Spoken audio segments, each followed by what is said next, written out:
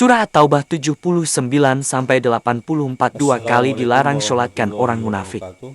Kita lanjut pada surat At-Taubah ayat 79.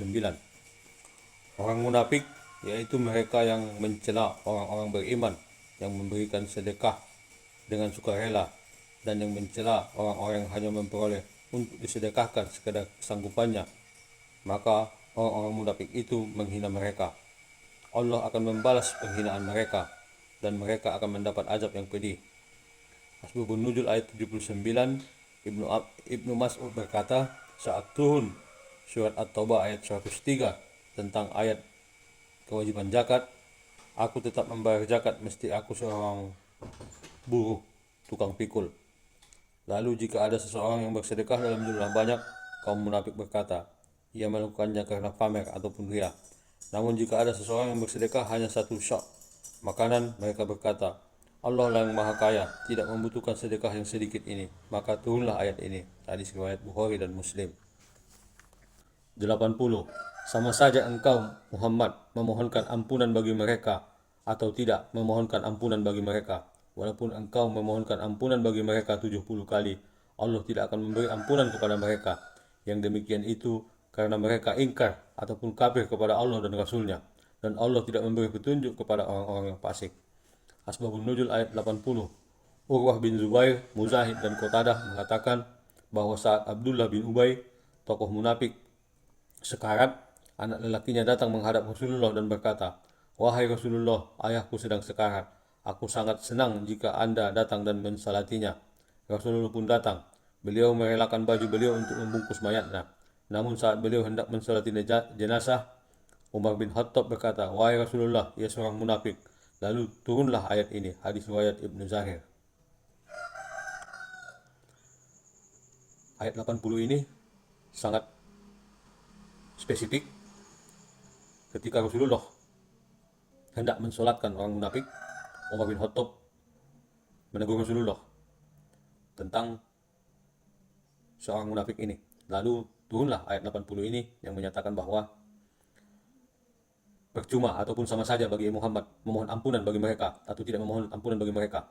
Walaupun Nabi Muhammad memohon ampunan bagi mereka 70 kali, Allah tidak akan memberi ampunan kepada mereka. Karena mereka itu ingkar kepada Allah dan Rasulnya. 81. Orang-orang yang ditinggalkan tidak ikut berperang, merasa gembira dengan duduk-duduk, diam sepeninggal Rasulullah. Mereka tidak suka berjihad dengan harta dan jiwa mereka di jalan Allah. Dan mereka berkata, janganlah kamu berangkat pergi berperang dalam panas terik. Katakanlah Muhammad, api neraka jahanam lebih panas jika mereka mengetahui. 82. Maka biarkanlah mereka tertawa sedikit dan menangis yang banyak sebagai balasan terhadap apa yang selalu mereka perbuat. Asbabun Nuzul ayat 82. Abdullah bin Abi Bakar bin Hazm mengatakan bahwa ketika perang Tabuk, seorang munafik berkata, janganlah kalian berangkat untuk berperang ketika musim panas sedang memuncak ini. Atas ucapan tersebut, Allah menurunkan ayat ini sebagai ancaman bagi mereka yang berat untuk berjihad. Hadis riwayat Baihaqi. 83. Maka jika Allah mengembalikanmu, maksudnya Nabi Muhammad, kepada suatu golongan dari mereka orang-orang munafik, kemudian mereka meminta izin kepadamu untuk keluar pergi berperang, maka katakanlah, kamu tidak boleh keluar bersamaku selama-lamanya dan tidak boleh memerangi musuh bersamaku. Sesungguhnya kamu telah rela tidak pergi berperang sejak semula. Karena itu, duduklah ataupun tinggallah bersama orang yang tidak ikut berperang.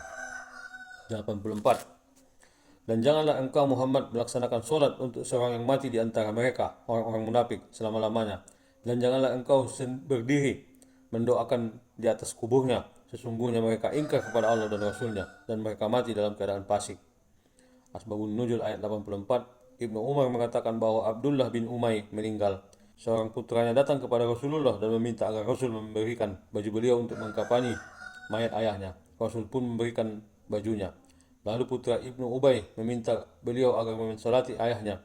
Saat Rasul hendak mensalati Ibnu Ubay, Umar bin Khattab berdiri dan berkata, wahai Rasulullah, apakah engkau akan mensalatkannya? Padahal Allah telah melarang untuk mensalati orang munafik. Rasul menjawab, sesungguhnya Allah memberiku pilihan, yaitu At-Taubah ayat 80 yang kita bacakan di awal tadi. Umar bin Khattab berkata, namun ia seorang munafik, Rasul pun tetap mensolatinya. Maka itu turunlah ayat ini. Ayat 84 ini merupakan pengulangan kepada Rasulullah agar Rasulullah tidak mensolatkan orang yang munafik ataupun mati dalam keadaan fasik. Demikian ayat 84. Assalamualaikum warahmatullahi wabarakatuh. Surah Taubah 85-99 tidak ada alasan bagi orang munafik untuk tidak berperang. Kita lanjut pada surat At-Taubah ayat 85. Bismillahirrahmanirrahim. Dan janganlah engkau Muhammad kagum terhadap harta dan anak-anak mereka. Sesungguhnya dengan itu Allah hendak menyiksa mereka di dunia dan agar nyawa mereka melayang sedang mereka dalam keadaan kafir. 86. Dan apabila diturunkan suatu surah yang memerintahkan kepada orang-orang munafik, berimanlah kepada Allah dan berjihadlah bersama Rasulnya. Niscaya orang-orang yang kaya dan berpengaruh di antara mereka meminta izin kepadamu untuk tidak berjihad. Mereka berkata, biarkanlah kami berada bersama orang-orang yang duduk ataupun tinggal di rumah. 87. Mereka rela berada bersama orang-orang yang tidak pergi berperang, dan hati mereka telah tertutup sehingga mereka tidak memahami arti kebahagiaan beriman dan berjihad.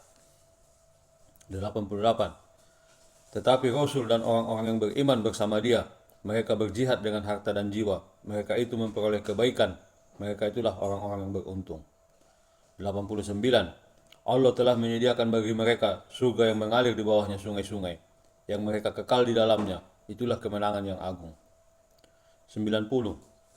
Dan di antara orang-orang Arab Badui datang kepada Nabi mengemukakan alasan agar diberi izin untuk tidak pergi berperang, sedang orang-orang yang mendustakan Allah dan Rasulnya duduk berdiam. Kelak orang yang kafir di antara mereka akan ditimpa azab yang pedih. 91. Tidak ada dosa karena tidak pergi berperang atas orang yang lemah, orang yang sakit, dan orang yang tidak memperoleh apa yang akan mereka infakkan. Apabila mereka berlaku ikhlas kepada Allah dan Rasulnya, tidak ada alasan apapun untuk menyalahkan orang-orang yang berbuat baik, dan Allah Maha Pengampun, Maha Penyayang. Asbabun Nuzul ayat 91. Zaid bin Sabit berkata, aku menjadi sekretaris Rasulullah, dan saat itu aku menuliskan surat At-Taubah. Ketika sampai pada ayat yang menjelaskan jihad, aku meletakkan pena di telingaku, sedang Rasulullah menanti kelanjutan ayat itu. Ketika tiba-tiba seorang lelaki buta datang dan bertanya, bagaimana denganku, wahai Rasulullah? Aku ini seorang buta. Lalu turunlah ayat ini sebagai keringanan bagi orang-orang yang lemah. Hadis riwayat Ibnu Abi Hatim. 92. Dan tidak ada pula dosa atas orang-orang yang datang kepadamu, Muhammad, agar engkau memberi kendaraan kepada mereka. Lalu engkau berkata, aku tidak memperoleh kendaraan untuk membawamu. Lalu mereka kembali, sedang mata mereka bercucuran air mata karena sedih, disebabkan mereka tidak memperoleh apa yang mereka infakkan untuk ikut berperang. Asbabun Nuzul ayat 92. Ibnu Abbas mengatakan bahwa suatu ketika Rasulullah memerintahkan kaum muslimin agar berangkat untuk berperang bersamanya. Lalu beberapa orang sahabatnya datang, di antara mereka terdapat Abdullah bin Makal al-Muzani yang berkata, ya wahai Rasulullah, berilah kami tunggangan untuk berangkat. Rasulullah menjawab, demi Allah aku tidak mempunyai tunggangan untuk membawa kalian. Mereka berpaling dan menangis karena mereka sangat ingin berjihad. Maka turunlah ayat ini. Hadis riwayat Ibnu Abi Hatim. 93. Sesungguhnya alasan untuk menyalahkan hanyalah terhadap orang-orang yang meminta izin kepadamu untuk tidak ikut berperang, padahal mereka orang kaya.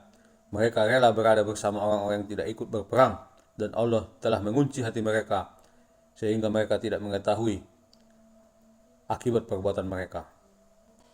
94. Mereka orang-orang munafik yang tidak ikut berperang akan mengemukakan alasannya kepadamu ketika kamu telah kembali kepada mereka. Katakanlah Muhammad, janganlah kamu mengemukakan alasan, kami tidak percaya lagi kepadamu. Sungguh Allah telah memberitahukan kepada kami tentang beritamu, dan Allah akan melihat pekerjaanmu. Demikian pula Rasulnya.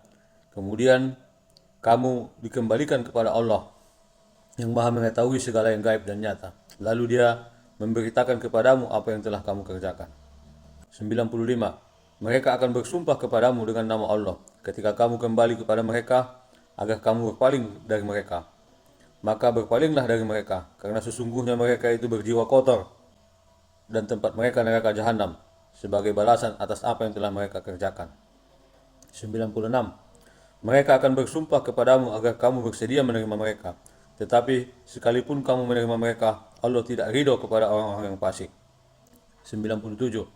Orang-orang Arab Badui itu lebih kuat kekafiran dan kemunafikannya, dan sangat wajar tidak mengetahui hukum-hukum yang diturunkan Allah kepada Rasulnya. Allah Maha mengetahui, Maha bijaksana.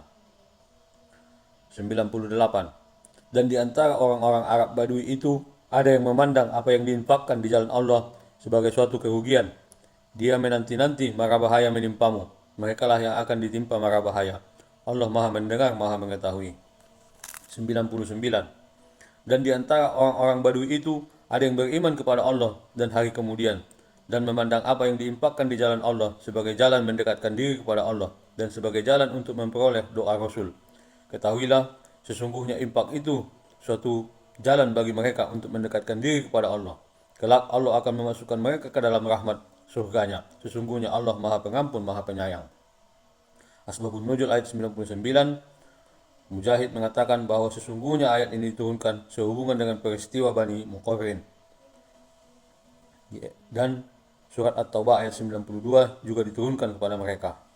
Hadis riwayat Ibnu Jarir. Demikian ayat-ayat 99. Assalamualaikum warahmatullahi wabarakatuh.